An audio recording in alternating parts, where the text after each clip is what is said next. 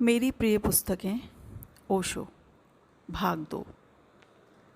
पहली किताब है द प्रोफेट, जिसके लेखक हैं खलील जिब्रान।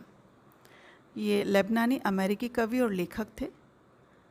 उनकी ये जो किताब है इसमें 26 गद्य काव्य कहानियाँ हैं, बोध कथाएँ हैं, जो 1923 में पहली बार प्रकाशित हुई। इसमें प्रेम, विवाह, दुख, मृत्यु, आत्मा जैसे पहलुओं पर बात की गई है और best selling book of all time रही है। जब भी आप इस किताब को पढ़ते हैं, इसमें छोटी छोटी जो बोध कथाएं दी हैं, तो उनको पढ़ते समय आपको लगता है कि जैसे कोई गहरा संदेश, कोई गहरी बात आपकी आत्मा में सीधे प्रवेश कर जाती है, आपको प्रयास नहीं करना पड़ता। दूसरी बुक है the book of Sufis. Osho ने कहा है कि सूफ़ी के बारे में कोई परिभाषा देना बड़ा कठिन काम है, क्योंकि ये एक अपरिभाषित घटना है। इसके लिए कोई दूसरा शब्द नहीं है, कोई पर्यायवाची शब्द नहीं है। इसे आप जी सकते हैं और जान सकते हैं, लेकिन मन और बुद्धि से यह संभव नहीं है।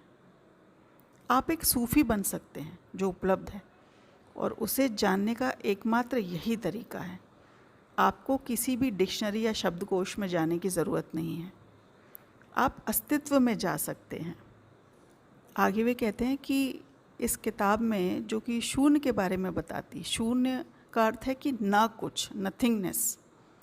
तो इसको वो कह रहे हैं देवगीत को कि इसे ना कुछपन ही लिखना, नहीं तो इसको पढ़ा जाएगा नकारात्मक रूप से खालीपन।